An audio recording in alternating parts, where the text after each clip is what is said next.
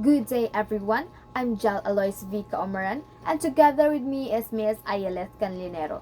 And today, we will be presenting about the four Earth systems in Central Visayas. So we will explore how the atmospheres, hydrospheres, lithosphere, and biosphere work together to shape our region's natural environment and how these systems affect the people, the land, and the way we live. So, to formally start our discussion, let me read to you the learning objectives. So, at the end of the lesson, the learners are expected to first explain the characteristics and functions of the four Earth systems, the atmosphere, hydrosphere, lithosphere, and biosphere, in the context of Central Visayas. Second, analyze the interactions among the Earth systems and how they influence the region's environment and climatic conditions. And lastly, demonstrate appreciation and environmental responsibility by expressing insights through an essay on the importance of maintaining the balance among the Earth systems. But before that, we have we have here a riddle which is called Who Am I? So you have to answer it on your own and based on your own understanding.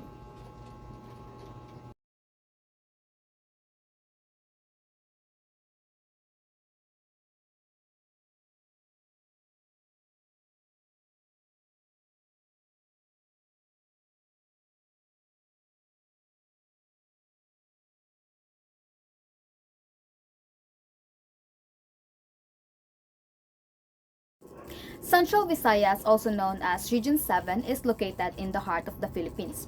So it includes the provinces of Cebu and Bohol, along with the three major cities which is Cebu City, Lapu-Lapu, and Mandawi. So with a population of around 6.5 million, the region is one of the most densely populated areas in the Visayas. So why do we say that Central Visayas is the most densely populated out of all the regions in the Visayas? Well, it is mainly because it's an economic and educational center, especially in the Cebu, because Cebu is like the mini Manila of the Visayas. It's where people go for jobs, business, and schooling. And also in Bohol, Bohol's tourism and farming industries also attract workers from nearby provinces. So yes, that's why Region 7 continues to grow. It's not just because of its people, but also because others move here for better opportunities. Now, Central Visayas is surrounded by seas. So as you can see in the slides that it has it is bounded by seas. So in the north we have the Visayan Sea, in the south we have Bohol Sea, Camotes Sea in the east, and Negros Island to the west. So these boundaries make Central Visayas not only rich in natural beauty but also in marine resources and tourist attractions like the Chocolate Hills, Panglao Islands, and Oslo whale shark sites. So because of this diverse geography, it's the perfect region to study how the four Earth systems interact and support life. Now let's move to the first Earth system in the Visayas, which is the atmosphere.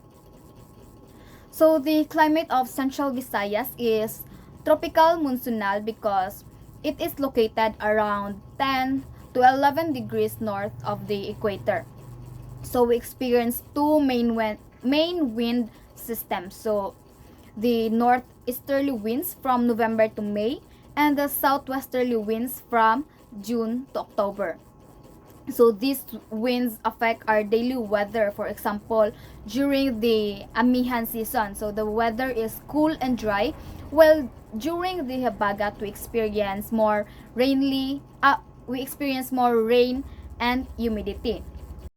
The average temperature is around 27 degrees Celsius, with Cebu averaging 27.5 degrees Celsius and Bohol averaging 27.8 degrees Celsius.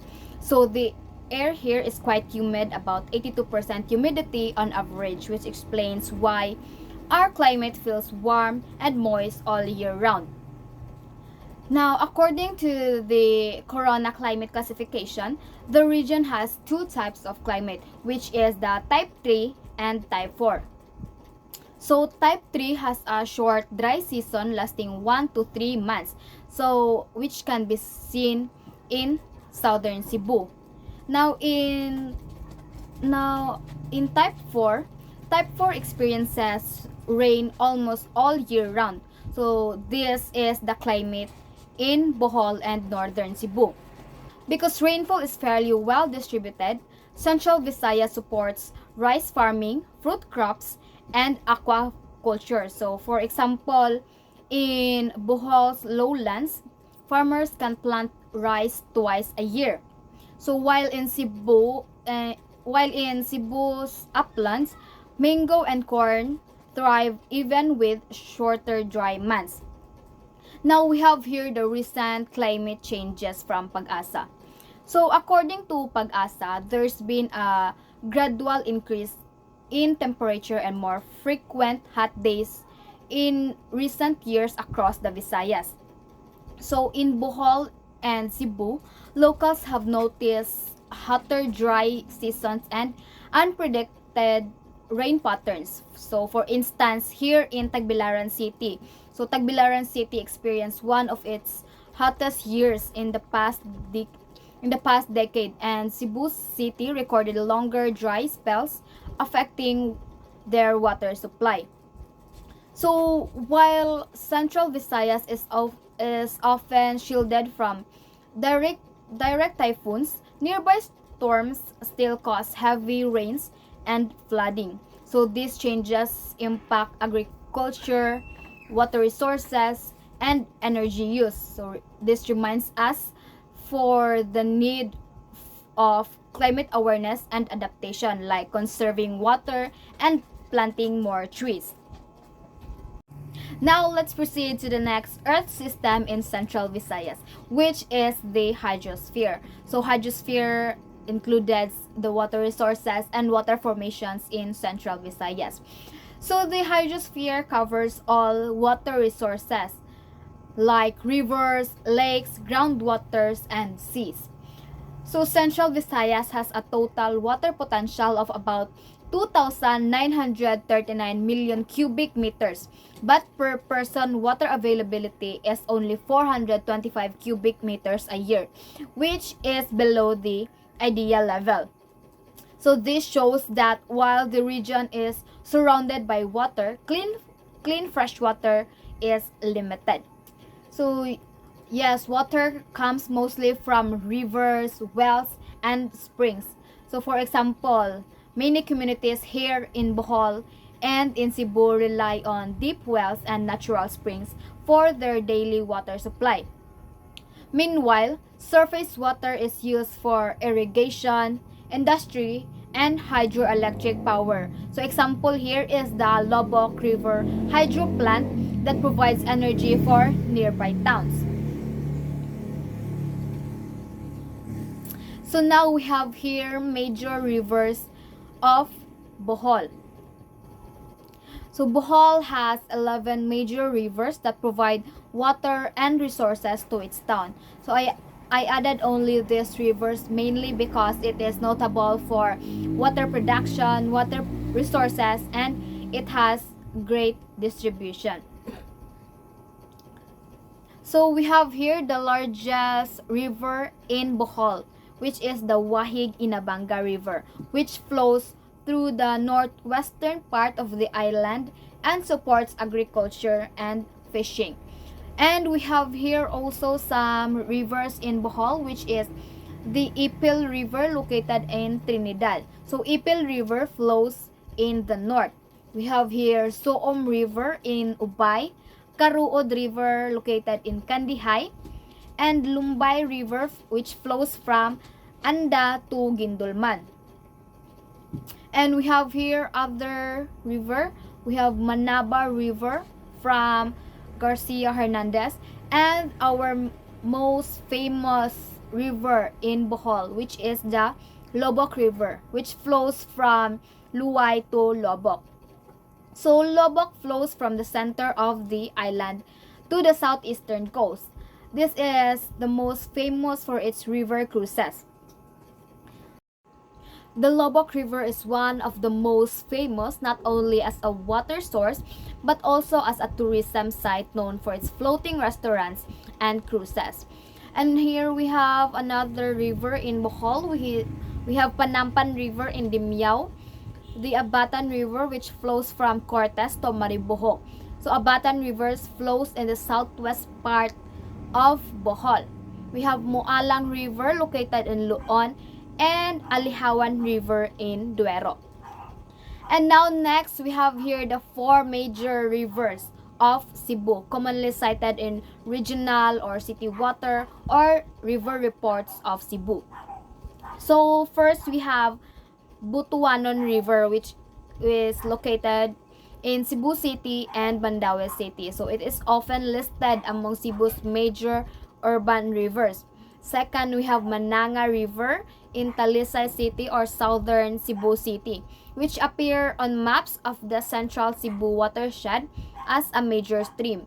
We have third, Kotkot River, a major stream of central Cebu highlands or upland watershed. And the Subang Dako or Sapang Dako River. So Cebuano also depends on its rivers, though many are smaller and located in mountainous areas. So the Butuanon River and Mananga River flows through Cebu City and Talisay, supplying water to nearby industries. However, they also face pollution problems due to urban waste and rapid industrialization because Cebu is urbanized and industrialized. And here we have the Kotkot River in Subang Dako. It is vital for upland communities, especially for irrigation and drinking water. So Cebu's rivers remind us of the need for responsible water management, especially in growing cities. So the region also had a number of lakes, dams, and reservoirs which are potential sources of water for irrigation, domestic, and industrial use. So, and some lakes are being developed also for ecotourism. And now for the next slides, which are groundwater and coastal waters in Central Visayas. So in Central Visayas, groundwater is heavily used for household and agricultural purposes. So there are around 28,504 wells, with Bohol having the most springs and Cebu having the most deep wells. So unfortunately, some areas face over extraction, which can lead to lower water tables or even saltwater intrusion in coastal towns like Panglao and Cordova. And now we have here coastal and marine waters in Central Visayas. The region also has extensive coastal and marine waters covering about 31,498 square kilometers, which means that it is 211% larger than land area. So imagine that. So Central Visayas has a coastline of nearly 2,000 kilometers.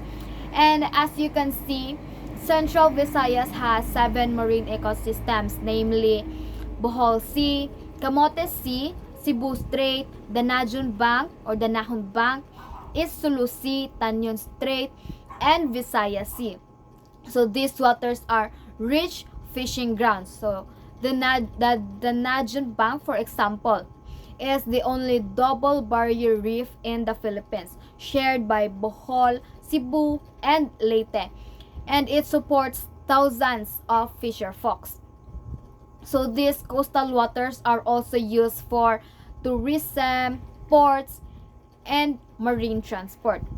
So in coral reefs of Central Visayas, it has 1,560 square kilometer, but only 11% are in good condition. So it emphasizes on rehabilitation and ecosystem-based management. So what are the benefits of those said water formations and water resources? So the hydrosphere offers many benefits that sustain life and livelihood in central Visayas. So first, it provides water for irrigation, domestic, and industrial use, from farming in Ubay and Trinidad Bohol to water distribution in Metro Cebu. Second, it supports fisheries and aquaculture such as fish pens in Talibon or seaweed farming in Tanyan Strait. Third, it promotes ecotourism. So the Lobok River cruises and island hopping in Panglao and Mactan attract tourists and provide income for locals. So the coastal waters also support marine trade and transport, connecting Visayan islands and boosting commerce. Finally, the hydrosphere helps maintain climate balance and biodiversity, protecting coral reefs, mangroves, and marine life that all play a role in stabilizing the environment. Truly, the hydrosphere is the lifeblood of Central Visayas, linking nature, livelihood, and people. Now let us proceed to the Central Visayas lithosphere. So, Central Visayas lithosphere was formed through the collision of the Palawan-Mindoro continental block and the Philippines mobile belt, a process that began in Cretaceous or Mesozoic era. This collision has created the Philippines archipelago current geological and tectonic features, including mountain building, volcanic arcs, and active fault systems. Now, this includes the subduction of the Paleopacific Plate, which created a suprasubduction zone where oceanic lithosphere formed and was later emplaced during the collision. So this collision also caused the rotation of islands like Cebu and Panay. It is also opened the back arc basins such as the Sulu Sea. Now, let me introduce to you some of the key land formations of Central Visayas. So the first one here is the mountains. So Mount Osmeña Peak is located in southern Cebu, and it is the highest point of the province. It is also offers scenic views and is a popular day hike destination. So next is the plateaus and plains. While the most of the region has highlands, Bohol has the prominent, for example, Kadapdapan rice terraces in Bohol. It is a level plateau where its agricultural areas are concentrated. So the rest of the region has rolling hills and some plateaus along with relatively narrow coastal plains. Next is the coastal areas.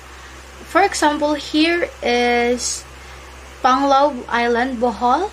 The land is characterized by narrow strips of arable land along the coastal area. Millions of years ago, late Pliocene to early Pleistocene era, it was a period of significant climate cooling, aridification, and the expansion of grasslands, where marine life accumulated in shallow seas, forming thick limestone deposits. Tectonic forces gradually raise these deposits above sea levels. So the rainwaters dissolve these soluble limestone through the karst dissolution, creating underground drainage systems like caves and sinkholes, sculpting thus distinctive conical shapes. Now, let's talk about the key landforms and topographies of Bohol. So the first one on the list is the very famous Chocolate Hills.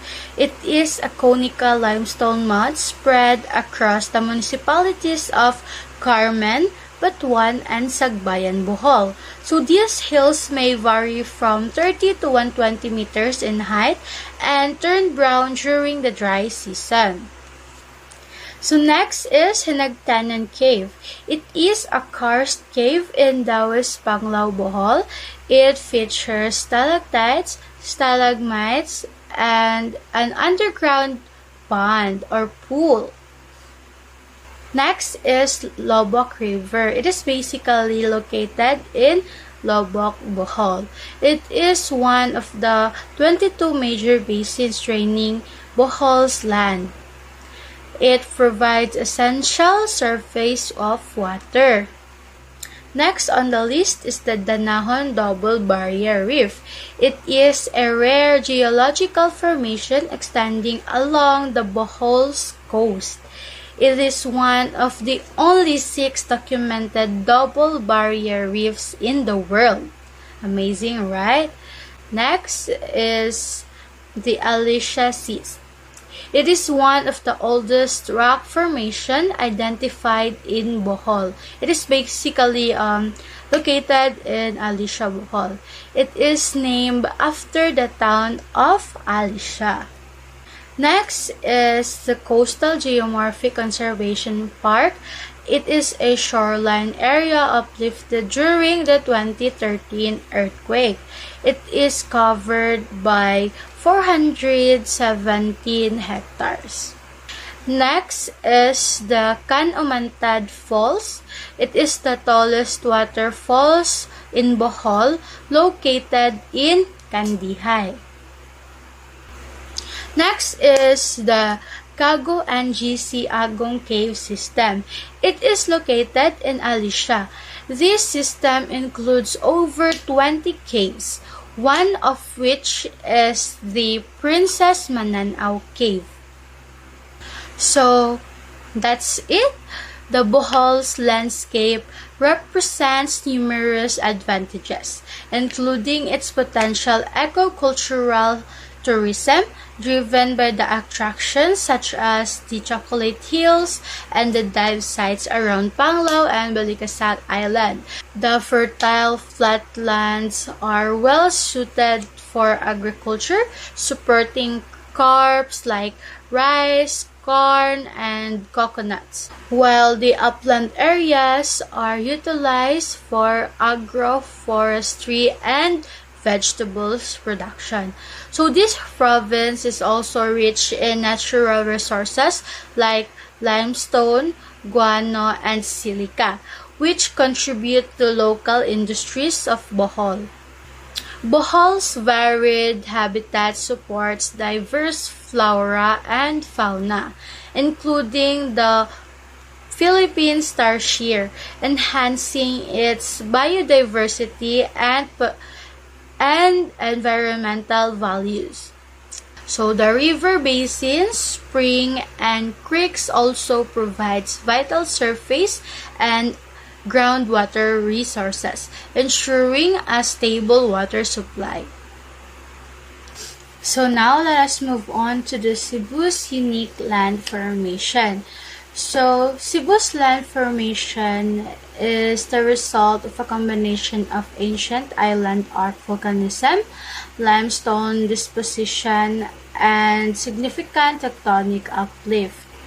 So over a million of years, from the Eocene to Pleistocene era, these 6 sequences of marine sedimentary rocks were deposited. So over the millions of years, from Eocene to Pleistocene era, these 6 sequences of marine sedimentary rocks were deposited. So including the Karkar Formation, it is a prominent limestone unit that flanks much of the island's central cordillera. So it is sustained tectonic forces caused by these marine sedimentary layers to uplift, eventually rising above sea levels to form the island we know today. So now let me introduce to you the K landforms and topography of Cebu. So Cebu is a long, narrow island over 196 kilometers long and 32 kilometers wide at its widest point. So the first here in the list is the Balay sa Agta Cave. It is a karst cave in Valle Hermoso. It was formed by underground water dissolution.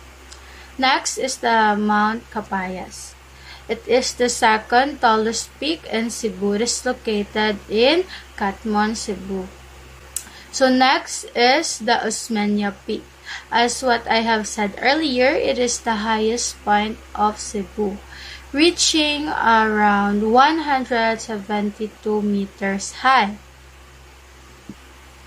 Next here is the Mount Lantoy. It is a significant natural landmark located in the municipality of Argao, Cebu. Approximately, it is 10 kilometers inland from the coast, and it is a 593 meter or 1,946 feet mountain, known for its rich biodiversity, vital watershed, and role in local mythology. Next is Mactan Island, one of the 167 smaller islands surrounding Cebu. So Mactan Island is a densely populated coral island in Cebu, well known for its primary tourist destination for its world-class resort, white sand beaches, and excellent diving spots. As well, it is also likely to Bohol's Panglao Island. Yeah. So it is also a site of historic importance as the location of Battle of Mactan in 1521, where Filipino chieftain Lapu-Lapu defeated the Portuguese explorer Ferdinand Magellan. We have also here Bantayan Island. It is also another smaller islands of Cebu, known for its white sand beaches. Next is Camotes Island, a group of islands that includes Poro Island. So, surrounding islands of Cebu include 167 smaller islands contributing to a diverse geography and extensive coastline. So, the Cebu strategic location and the Visayas position, it has a vital economic hub, enhanced by coastlines that facilitates trade and tourism, driven by its white sand beaches and rich marine life. So the island is also abundant in mineral resources like limestone and copper, while its mountainous interiors captures rainwater, sustaining agriculture that ranges from coastal cornfields to high-altitude vegetable farms. These combined factors contribute to Cebu's diverse and robust regional economy. Now let us proceed to the Central Visayas active faults. Since Bohol and Cebu are located in the Philippine Mobile Belt, an area of intense tectonic activity with several mapped active fault lines that pose a significant seismic hazard to the region. So the Philippines Institute of Volcanology and Seismology, or what we call PHIVOLCS, actively monitors these faults. So we have here the active faults in Cebu. Cebu Island is transected by several fault systems running generally north-northeast to south-southwest.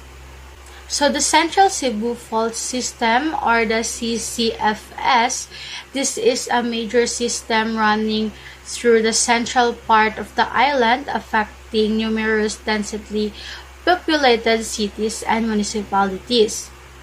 It is a complex system with several segments capable of generating strong earthquakes. So we have here location examples. So the first is the fault lines runs through the barangay in Cebu. So we have here location examples. The fault lines runs through barangays in Cebu City like Toong, Buhisan, Sapangdako, Budlaan, and etc. Talisay City, Minglanila, City of Naga, Toledo City, Balamban, Compostela, and Danao City. We have also here the sub-faults. Major faults identified within the CCFS includes the Balamban Fault, Central Highland Fault, Uling Masaba Fault, and Lutak-Jaclupan Fault.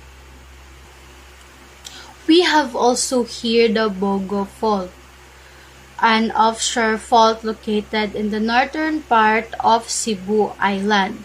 It affects areas within Bogo City.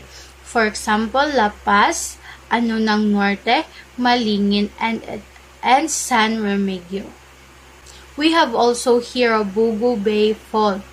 This is an offshore fault that was identified as the source of the magnitude 6.9 earthquake in September 2025.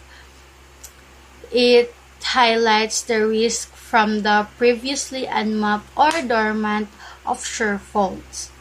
The Anbantayan Lineament, another fault system in the northern part of the island considered a potential source of earthquake. We have here the affects towns such as Buljoon, Alcoy, Alegria, Badian, Argao, Sibonga, and Carcar City.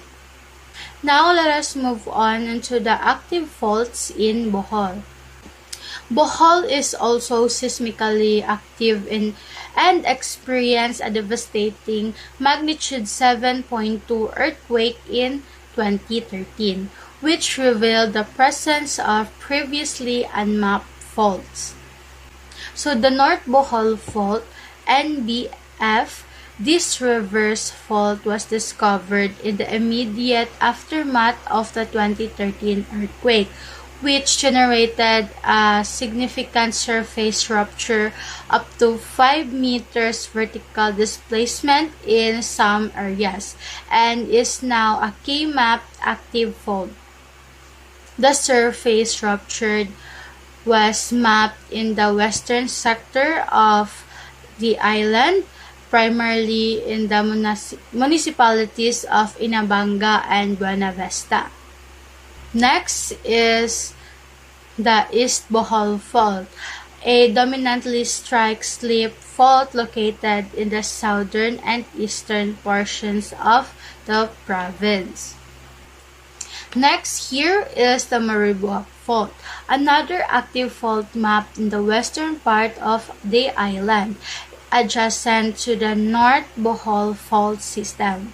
So, the presence of these active fault systems means that both islands are vulnerable to seismic hazard, necessitating continuous monitoring and preparedness measures for the residents and infrastructure. So now let us proceed into the biosphere of Central Visayas. So Central Visayas biosphere, situated within the Coral Triangle, boasts rich marine and terrestrial biodiversity. So Cebu and Bohol exhibits diverse ecosystem influenced by their unique topographies and human activities. So the Central Visayas region in the Philippines does not have designated UNESCO Biosphere Reserve, but it does have a concentration of protected areas and a rich marine terrestrial biodiversity, including several legislated marine protected areas. But in Bohol, they have a different UNESCO designation. It was named the Philippines' first UNESCO Global Geopark in 2023. So this destination is also promotes the conservation of natural heritage and sustainable development, but is distinct from the man and the biosphere, or what we call MAB program, which designs biosphere reserve. So now let us tackle what are the activities that these regions doing. So first is the traditional and agricultural activities. We have here agriculture, fishing, and livestock. Agriculture. So agriculture, farming, for them, farming is a primary industry with crops including rice, corns, sugarcane, and coconuts. Fishing. So since they are in the coastal area, this is a main source of their livelihood, encompassing both open fishing and aquaculture in fish ponds. Livestock. Cattle ranches and poultry productions are also common in central Visayas. Next is the industrial and economic activities. So we have here manufacturing, IT/BPO, constructing, shipping and logistics, and retail. So manufacturing, because the key industries includes fortunate shipbuildings and the processing of dried mangoes and seaweeds. So IT/BPO, the region is emerging center of the business processes outsourcing industry. Construction. This sector is a significant driver of economic growth with a recent shift towards larger residential developments. Shipping and logistic. So the region has a vital role as a logistic hub supported by its port activities. Retail. The retail trade sector is a major part of the economy with surges in activities linked to tourism. First is the indigenous craft, other crafts, and the festivals. So indigenous craft, it is the activities includes raffia basket waving in Bohol, guitar making in Cebu, and the production of piña and handloom fabrics in Negros Occidentals. We have also coconut wood carving in the production of herbal medicines, are notable activities also in Siquijor. So festivals. It is a various festivals celebrated local cultures such as the Sandugo Festival in Bohol and the Sinulog Festival in Cebu. Sandugo Festival in Bohol. It is an annual celebration in Bohol held in July to commemorate the 1565 blood compact between Spanish explorer Miguel Lopez de Legazpi and Boholano chieftain Dato Sikatuna. Sinulog Festival in Cebu. So it is a vibrant annual religious cultural event in Cebu City, held on the third Sunday of the January to honor the Santo Niño or the Child Jesus. So there is a push to advance a blue economy approach focusing on the marine resources and sustainable and climate-smart ways. Now let's talk about the Bohol's biosphere. So Bohol has managed to maintain more extensive and contiguous natural ecosystem compared to Cebu, providing a refuge for several endemic species. So Bohol has a more substantial natural forest coverage, primarily in the interior uplands. These forests are vital for the survival of endemic wildlife. For example, here is the Raha Sikatuna Protected Landscape, the largest remaining natural lowland forest on the island, a crucial habitat for the Philippine tarsier, cavet cats, and various bird species. Next is the Bilar Man-Made Forest. It is a famous green corridor consisting of dense mahogany tree. Next is mangroves. Bohol hosts the largest mangroves area in the Visayan region, featuring both natural growth and extensive community-based plantation. We have example here. First is the Banacon Islands in Getafe, home to one of the largest community-established mangroves plantation in Southeast Asia. Next is the Kugtong Bay in Kandihay. It is noted for exceptional biodiversity with records over 33 mangrove species. In Luwai, Bohol also, it has a mangrove area covering 305 hectares consisting of nipa and pagatpat. Next is the Kabilao Island in Loon. The entire island was proclaimed a mangrove swamp forest reserve in 1981. Next is the Loon Macacues mangrove monkeys. In Kantumukad, Loon, Bohol, you can find the Loon Macacues, also known as the Loon monkeys.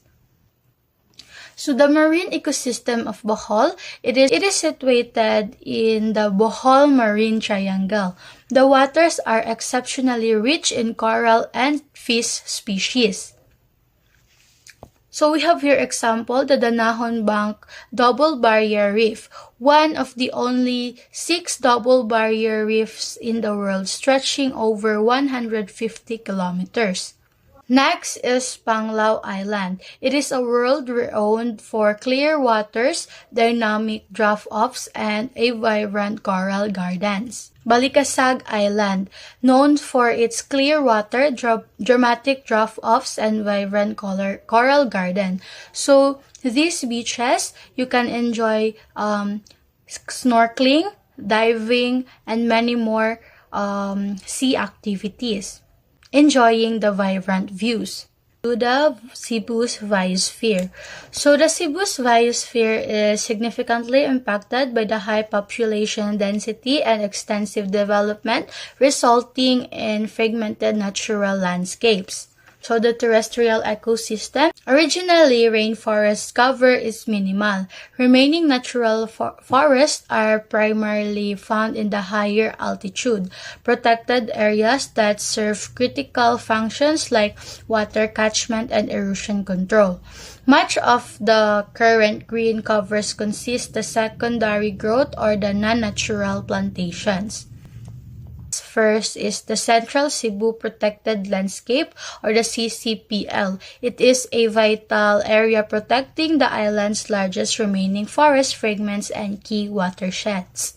Next here is the Mount Canirag Nature Park. It is located in the mountains of Cebu City, so this park protects a significant area of the remaining forest and watershed. Kutkut-Lusaran Watershed. It is a critical watershed area that supplies water to Cebu City and nearby municipalities. So next is the mangrove area. So the mangrove area of Cebu has decreases over time due to conversion of aquaculture and development, but conservation and replanting efforts are still ongoing. I have here a key area example. So first is the Silut Bay in Liloan. It is a 2.8 hectare mangrove patch in Liloan. Next is the Mandawi City. It has a 72 hectares of mangrove swamps across its coastal barangays including Umapad, Labogon, and Paknaan. Next is the San Remedyo. It has a notable mangrove stands integrated into the local marine protected areas. Next here is the Omegika Oboob Mangrove Garden in Bantayan Islands. It is managed by the Omegika Oboob Mangrove Garden Integrated Ecosystem Conservation Association. Next is the Villahermoso Mangrove Forest in Camotes Island. It is located in Tudela, protecting the coastal areas from erosion. So next is the marine ecosystem of Cebu. So Cebu is surrounded by rich marine biodiversity, supporting both local fisheries and a thriving tourism industry. So we have here the key area examples. First is the Mualboal. Internationally, it is recognized for its massive sardine run and diverse marine life. Next is the Malapascua Island. It offers world-class diving with a healthy coral reefs and seagrass beds. Next is the Pescador Island. It is known for its vibrant coral reefs and diverse marine species. We have also, last but not the least, is the Tanyon Strait Protected Seascape. It is a large marine protected areas shared between Cebu and Negros, known for its whale shark encountered and diverse marine life. So here are the benefits of a healthy biosphere. First is the biodiversity conservation, protects species and habitats for ecological stability. Ecotourism, it boosts economies through responsible nature travel. Coastal protection, nature ecosystems buffer against storms and erosion. Fishery support. Healthy water sustains fish or food security. Water resources, it ensures clean water for human use and development. Climate regulation, it is a natural processes stabilize global temperatures. So that's it for the Central Visayas topic. So to sum up our topic, this presentation is designed to give everyone a solid grasp of Central Visayas, not just a place on map, but as a dynamic environment shaped by the interplay of Earth's fundamental systems. By understanding how the atmosphere, hydrosphere, lithosphere, and biosphere interact in our region. I hope to inspire a sense of responsibility and a deeper appreciation for the delicate balance we need to maintain for a sustainable future. It's about seeing the connections and empowering ourselves to make informed choices that protects our environment. So that's it for our presentation. Thank you for listening.